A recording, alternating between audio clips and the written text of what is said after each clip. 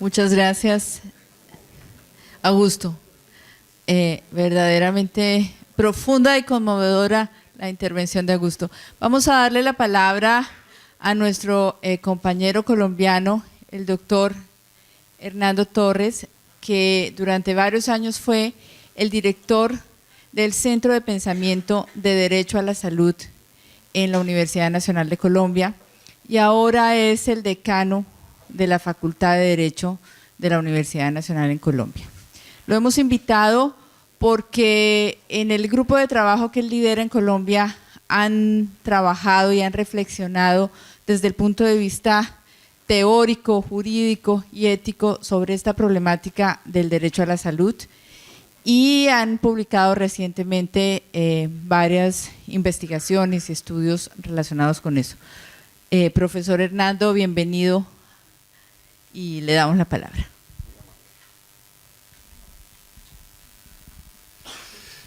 Muy buenos días a todas y a todos. Vamos a ver después de esta exposición científica pasarnos a otro escenario, que es el escenario de los derechos. Y la reflexión que vamos a hacer y que venimos haciendo desde el Centro de Pensamiento en Salud de la Universidad Nacional de Colombia es un poco visualizar también qué mutaciones y qué cambios también genéticos se han dado en el derecho, porque pues ahí también hay orientaciones y hay dificultades para la interpretación y sobre todo en tratándose de materializar y de hacer efectivo el goce de del derecho fundamental a la salud. Y por eso, insisto, es un diálogo que pues propiciamos y que permanentemente estamos animando en relación con el derecho. Entonces, es un enfoque primero de derechos, obviamente otra perspectiva, es el diálogo que de pronto tiene que hacer el derecho con la ciencia, es el diálogo que tiene que hacer con la economía, es el diálogo que tiene que hacer también con los poderes públicos y que justamente tiene como propósito ir centrando cómo se materializa un derecho que es un derecho fundamental. Y para eso pues obviamente vamos a hacer una aproximación, un enfoque y dar unos elementos de esta dimensión. Nosotros hablamos no de derecho social, sino de derecho fundamental. Eso, desde el punto de vista del derecho, pues obviamente tiene unas implicaciones. Hay un precedente en esto, y es que el derecho social, el simple derecho social, es lo que significa para que el goce sea efectivo de ese derecho social, hacer una ley, hacer una organización, hacer un presupuesto, hacer unas autoridades, hacer una planeación, etcétera, y que se lleva con el eje de la progresividad, es decir, vamos a ir avanzando y sobre todo en términos económicos o en términos fiscales de conformidad con lo que haya en el presupuesto o los recursos que se establezcan. El cambio del Estado de Derecho al Estado constitucional o denominado comúnmente Estado Social y Democrático del Derecho, pues tiene una lógica distinta, un fundamento distinto y se va a erigir como derecho social fundamental. Precede en el caso del derecho a la salud, de la conferencia que ustedes conocen muy bien, de la Alma-Ata, desde el 78, que se consagra el derecho a la salud como un derecho humano fundamental, y posteriormente la jurisprudencia, y en esto quiero destacar mucho dentro del Estado el papel de la jurisprudencia para el avance y la materialización de ese derecho fundamental. ¿Qué es un derecho fundamental? De manera muy sencilla, obviamente utilizando un esquema que es el del profesor básicamente Robert Alexy, constitucionalista alemán, que los abogados para nosotros es muy familiar, es aquellos que están destinados entre todo a asegurar la esfera de la libertad individual, el goce efectivo de un derecho, frente a las intervenciones del poder público y frente, pues obviamente también a la defensa de los derechos del ciudadano frente al mercado mismo. Y de este concepto, digamos que originariamente, por eso hablamos de Estado de Derecho, el Estado de Derecho básicamente funciona para proteger los derechos políticos y los derechos de la propiedad y los derechos de la libertad. Y por eso se habla siempre de acciones negativas del Estado, es decir, el Estado no interviene. El Estado que no se meta conmigo, el Estado que no entre, el Estado que no se meta en la familia y que no se meta con mi libertad. Contrariamente a eso, obviamente los derechos fundamentales, que son productos del Estado constitucional, pues de ahí surgen los derechos sociales, y los derechos sociales implican, distinto a la percepción que se tiene de un derecho social ordinario a un derecho fundamental, es que los derechos fundamentales implican titularidad de los ciudadanos de un derecho. Y hablar de titularidad es hablar en el lenguaje universal y sobre todo de la sociología del profesor Marshall, de titulares de derecho, o sea, de construcción de ciudadanía social.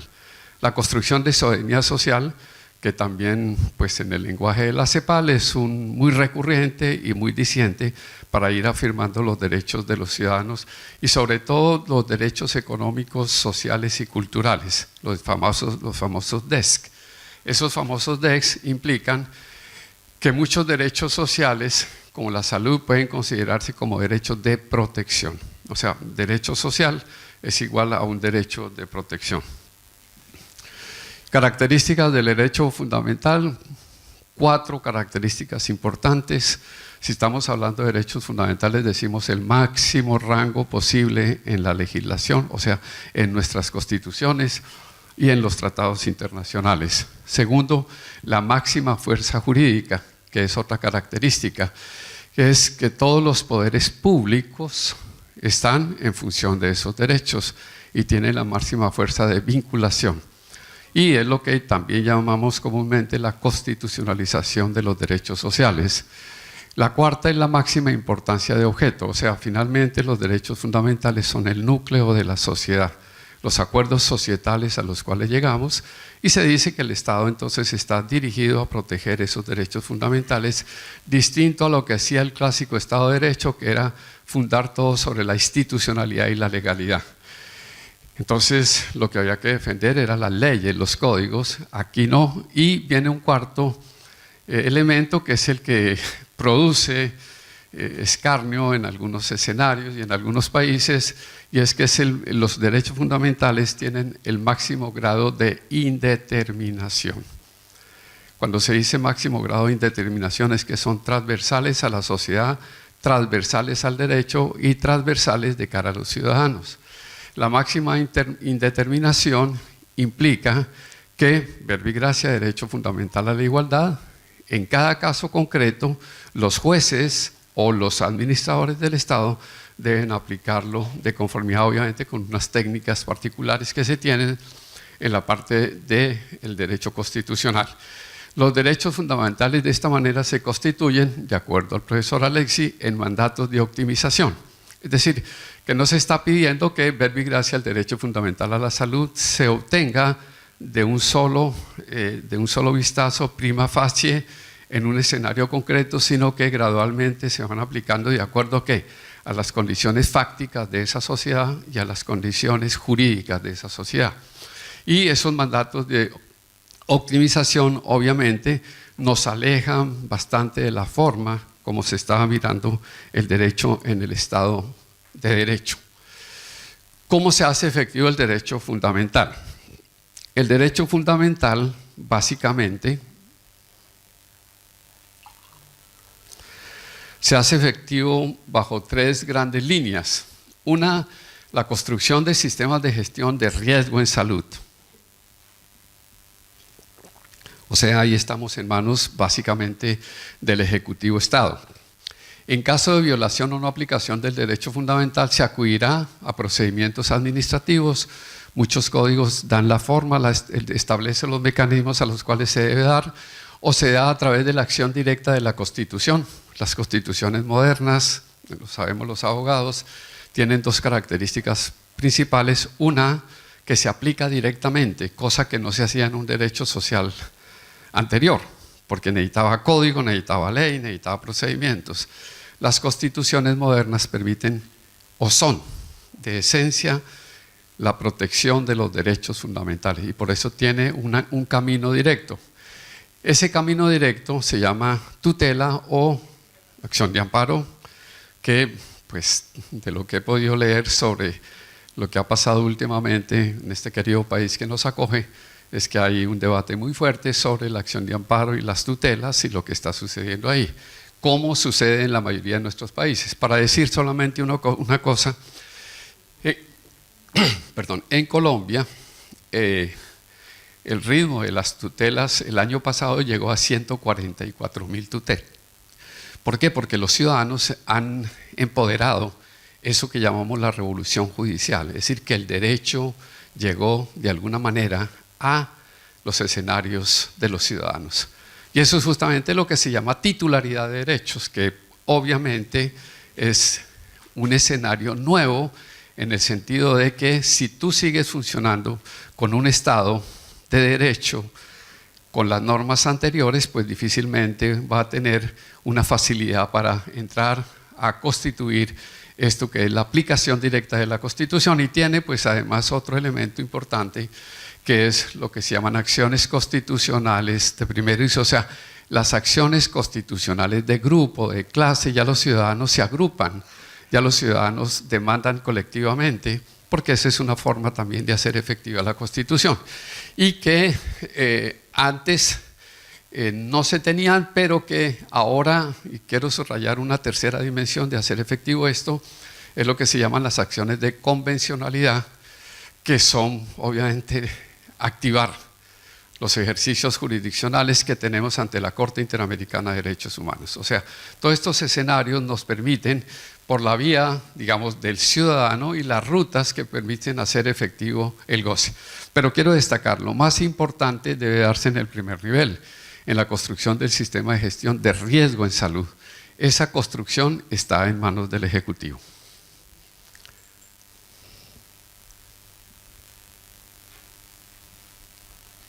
Se me apagó esto, a ver.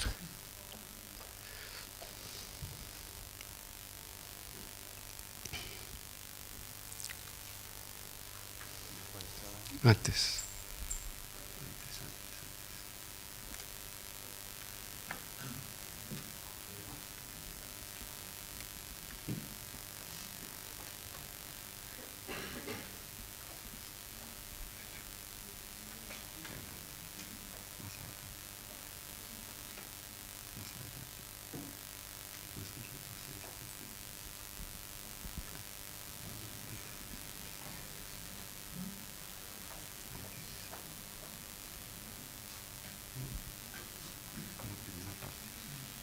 Y la tecnología se nos está embolatando. Okay. Sí, ahí.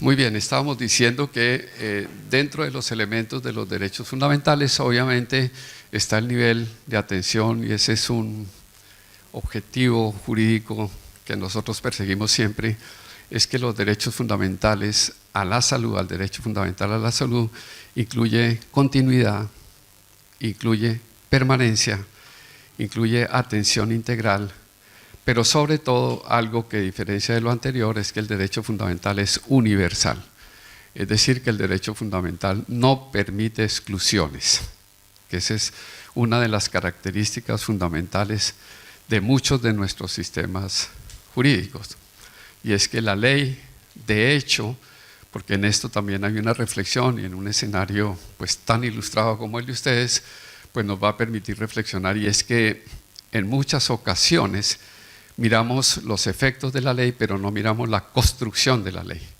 En la construcción de la ley se incorporan o no se incorporan los derechos fundamentales. En la construcción de la ley se habla de la igualdad ante la ley y de la igualdad en la aplicación de la ley. Y a veces pasamos de cotejo y vamos directamente a lo que dice la ley, que es típico, pues, digamos, de las aplicaciones del Estado de Derecho. Pero en el Estado constitucional, y en esto reivindico nuevamente el papel que ha jugado la justicia, y es donde están en conflicto algunos intereses con la economía y algunos intereses o no comprensión de elementos que da la ciencia. O sea, aquí hay unos ejes de ciencia, de la economía y del derecho donde el derecho se acerca y regula. Nosotros vamos como detrás de la ciencia, siempre ha estado la ciencia por encima del derecho. Primero aparecen los experimentos, primero aparece el genoma, primero aparece la revolución genética y después el derecho empieza a decir, bueno, ¿qué hacemos aquí ante esto? Entonces el derecho anda también como rezagado en eso. Este instrumento nos permite, esta visión nos permite hacer un acercamiento de reflexión y de diálogo frente a eso. Y del derecho fundamental, obviamente, a la salud está el acceso a los medicamentos y está el concepto pues, de altos precios en relación a esto. Por eso, y siempre, pues ese binomio de costo de producción, pero también de precio, que es ya frente a los mercados que se tienen. El derecho fundamental a la salud implica de alguna manera que el Estado, y en esto es muy importante que el Estado en su conjunto es el ejecutivo, es el legislativo, es el judicial y son los órganos de control. Y el Estado en esto tiene unas obligaciones de cara a los precios. Y digamos que tengamos presente algo que pues todos conocemos aquí, pero que nos sirve para nuestra reflexión. Por un lado tenemos un Estado que se ubica en la libertad vigilada. El precio lo fijan los fabricantes o los distribuidores y pues colocan los precios como en algunos países cuando hay esa libertad de precio los precios se nos disparan alto y ahí empezamos a hablar de altos precios de los medicamentos.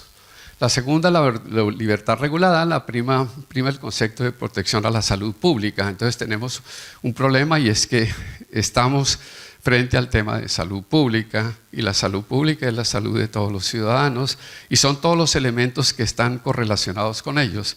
Elementos que obviamente desde el derecho fundamental a la salud, siempre las instituciones del Estado aparecen haciéndoles quites, como el tema del agua potable, como el tema del medio ambiente, como el tema de los alimentos, como muchas otras cosas, donde siempre los órganos del sector dicen, ese no es tema mío, ese es tema de otros, pero que está presente ahí.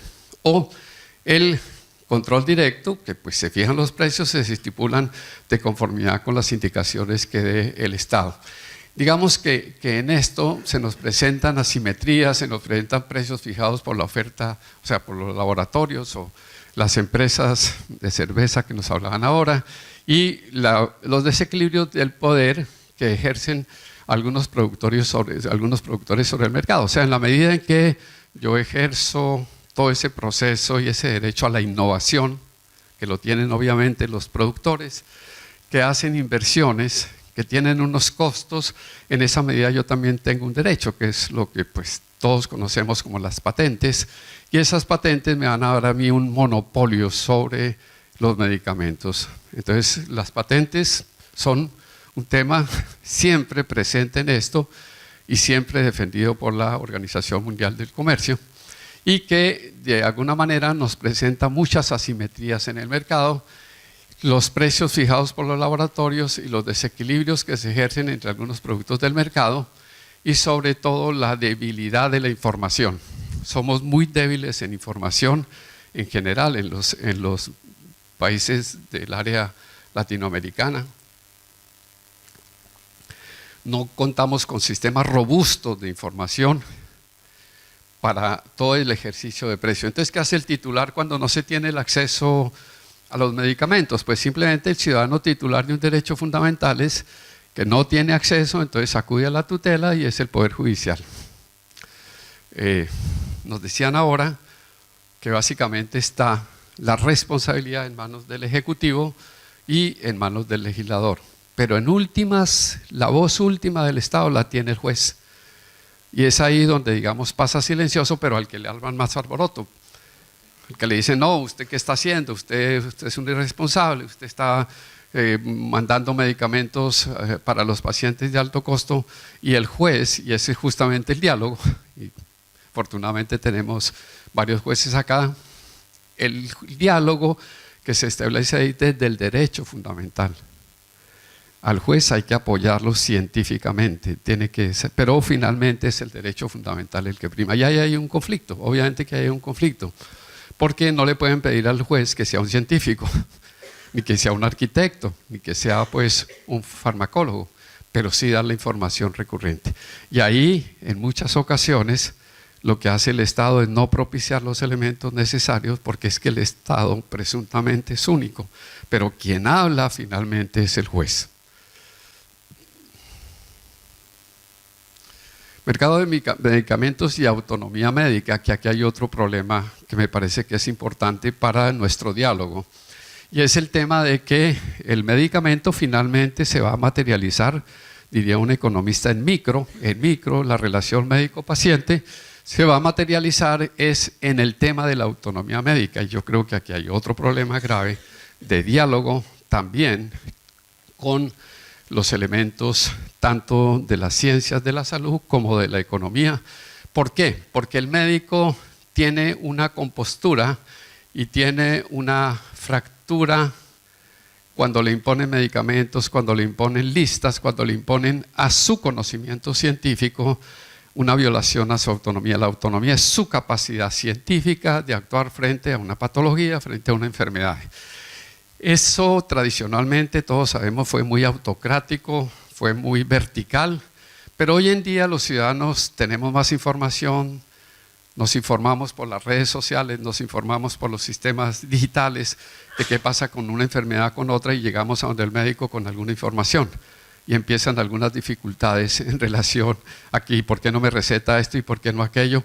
A más de que está fracturado también un poco la opinión pública con la información de los medios de comunicación.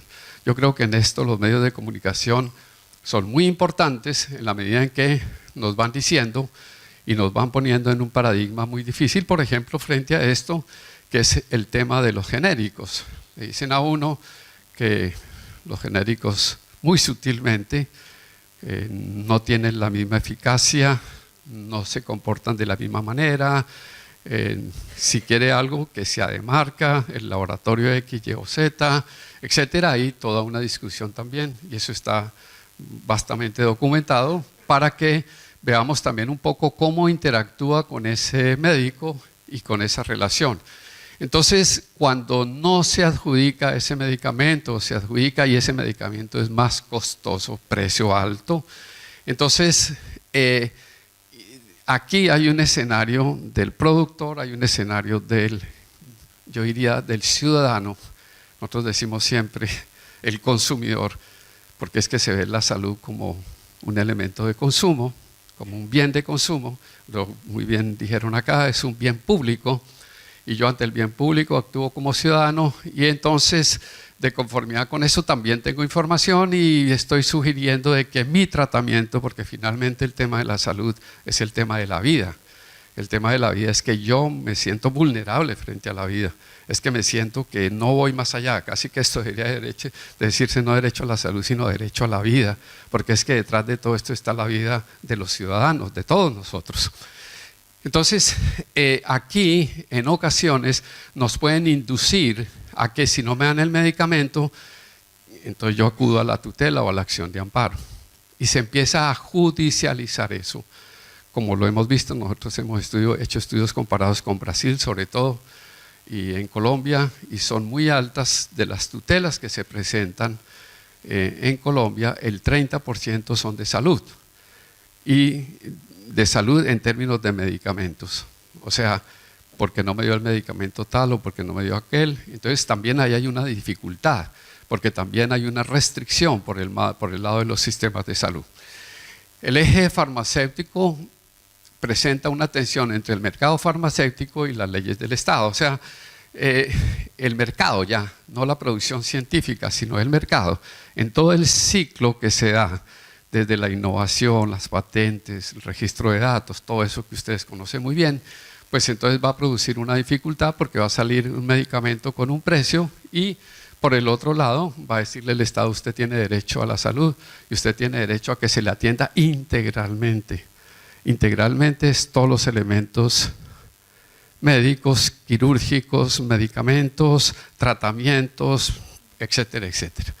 Y entonces obviamente que la expectativa hoy en día de los ciudadanos es que se la atienda integralmente. Y en esto el derecho a la salud y el acceso a los medicamentos, digamos, para repasar simplemente que tenemos un marco internacional de acción. que el goce del grado máximo de salud se puede lograr, es uno de los derechos fundamentales de todo ser humano sin distinción de raza, religión, ideología política, condición económica o social. Sobre todo lo último, sin condición económica y social. Incluso quienes tienen recursos para eso, pues son elevados, como nos mostraban ahora, los costos de algunos medicamentos. Declaración Universal de los Derechos Humanos.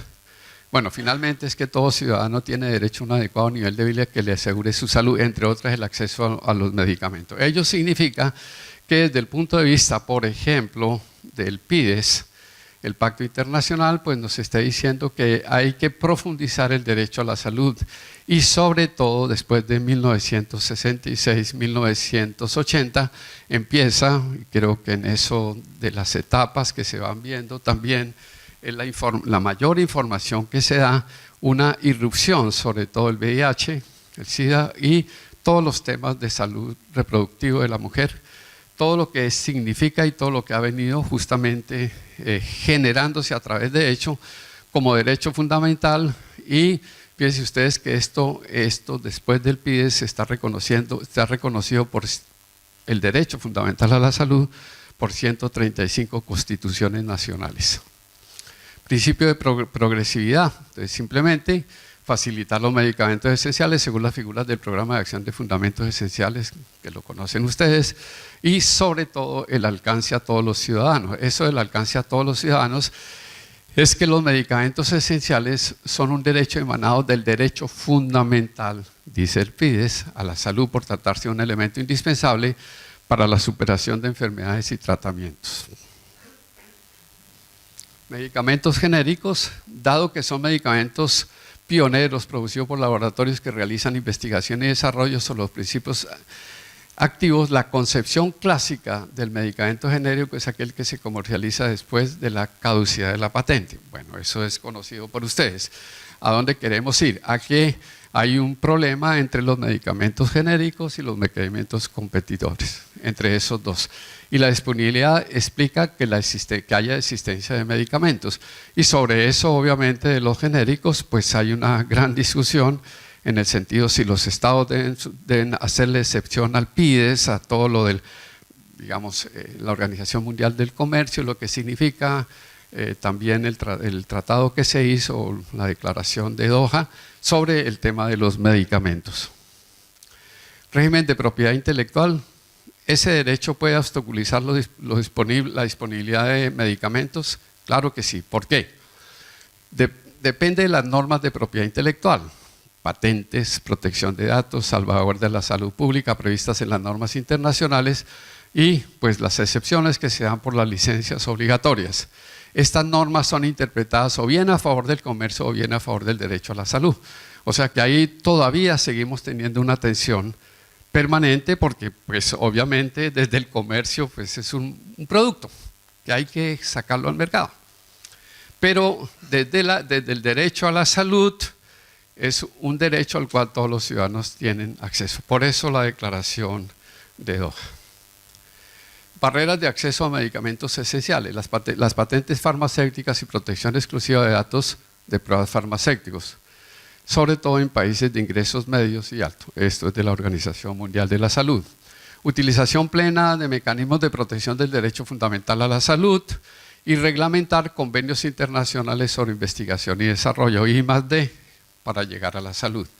Barreras de acceso en el enfoque tradicional, problemas de propiedad intelectual, problemas de derecho de competencia, problemas de la economía de los medicamentos, o sea, el mercado de los medicamentos. Y si se continúa con la estrategia de mercantilización de los medicamentos bajo el concepto de libre mercado, o se trata del acceso de medicamentos como parte de un derecho humano fundamental con participación activa del Estado. Y obviamente los estados graduarán hasta qué nivel van, hasta qué nivel no vienen, llamémoslo directamente, cómo se subsidian algunos de estos medicamentos. Porque hay medicamentos o qué herramientas o qué estructuras financieras se utilizan para tal efecto. Escenarios. Falta de medicamentos en el mundo en desarrollo donde vive el 80% de la humanidad. carencia se presenta en enfermedades tropicales olvidadas, reconocidas por la Organización Mundial de la Salud, entre ellas el dengue, la leishmaniasis y el mal de Chagas, y 3 millones de muertes al año. Enfermedades transitables más mortíferas, el VIH, el SIDA, la tuberculosis y la malaria. Y enfermedades no transmisibles de alcance global, el cáncer, las enfermedades cardiovasculares y la diabetes. O sea, esta es una radiografía que nos permite acercarnos dónde están los problemas graves y obviamente, como nos lo señalaban ahora, qué se está haciendo desde el punto de vista de la ciencia, ya cómo alcanzar y llegar allá. Los precios de los medicamentos son muy elevados, inalcanzables para países con escasos recursos. Restricciones, falta de investigación y desarrollo para enfermedades prevalentes en los países de ingresos medios y altos. Obstáculos para producir genéricos para los sistemas nacionales de salud, sobre todo en países de ingresos bajos. ¿Qué sucede con la investigación médica vigente? El fundamento es el sistema de incentivos del inventor. O sea, nos vamos un poco a hacer investigación y a hacer el desarrollo donde haya posibilidades de rentabilidad, lo cual es legítimo desde el punto de vista de un productor. O sea, aquí lo que estoy poniendo de cara es que esa es una visión, pero hay otra visión que es la visión del Estado y la visión de la defensa de los derechos de los ciudadanos. Entonces, el fundamento es el sistema de incentivos del inventor, obtener una o más patentes con altos precios de monopolio para recuperar la inversión, gastos de comercialización, administración y publicidad. Obvio que ellos gastan, obvio que hay que hacer una compensación, pero digamos el incentivo es eso, la investigación de esta manera se ve focalizando en enfermedades que se corresponden con personas con capacidad de pago y medicamentos, negocio. Por ello se están abriendo nuevos caminos para cerrar esta brecha, incentivos, convenios globales y reenfocar todo lo que es investigación y desarrollo para nuestros países. Y obviamente que frente a eso tenemos los Big Pharma, o sea, las grandes empresas multinacionales de producción de medicamentos. El escenario que se ha visualizado con los Big Pharma está dirigido con los matices correspondientes a neutralizar la competencia. La categoría de propiedad intelectual que genera monopolio particularmente con las patentes farmacéuticas, 20 años en sus diferentes modalidades, productos, procesos, segundos usos terapéuticos y cambios significantes de principios conocidos. Protección de datos de prueba con exclusividad entre 5 y 12.5 años. Durante estos plazos los genéricos no pueden entrar al mercado. El Estado como actor protector de los derechos fundamentales. Los elevados precios de los medicamentos están condicionados a que los agentes de la salud actúen de consenso para modificar las normas que afectan el derecho fundamental a la salud, lo cual conduce a establecer una regulación de cara a la efectividad del acceso a los medicamentos. Desde el Estado actúan según el concepto de derecho fundamental los tres grandes actores públicos. Y esto para finalizar. El Estado como actor protector de los derechos fundamentales a la salud.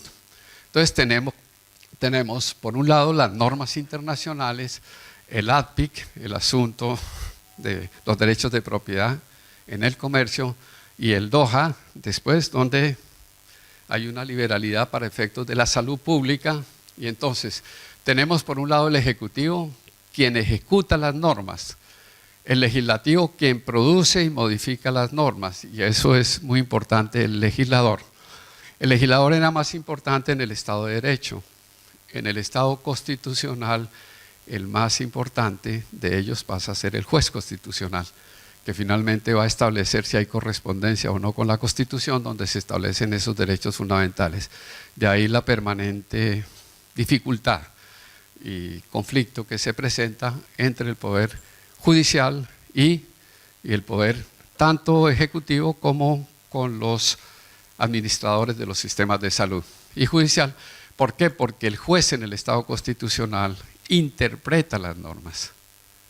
Para algunos dicen que eso es un caso de subjetivismo, pero lo que se ha destilado en todos los países de Occidente después de la Segunda Guerra Mundial es la afirmación de eso. Esos elementos que han de tenerse en cuenta, pues es lo que llamamos, o lo que regularmente se utiliza en el lenguaje sobre armonización, y es la regulación de la propiedad intelectual para este tipo de medicamentos y los medicamentos de alto precio. Y eso se da por el lado de quienes producen, de quienes hacen inventiva y es productos, procesos, intervenciones y usos terapéuticos que se dan acá. Entonces, aquí simplemente quería significar algo de que hay una visión de mercado legítima.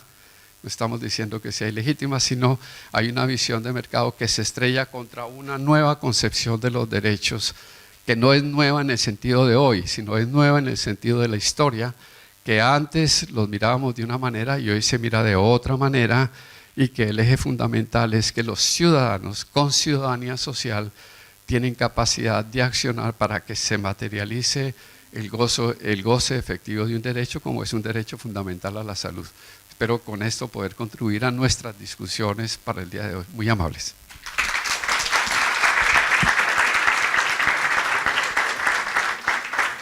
Muchas gracias.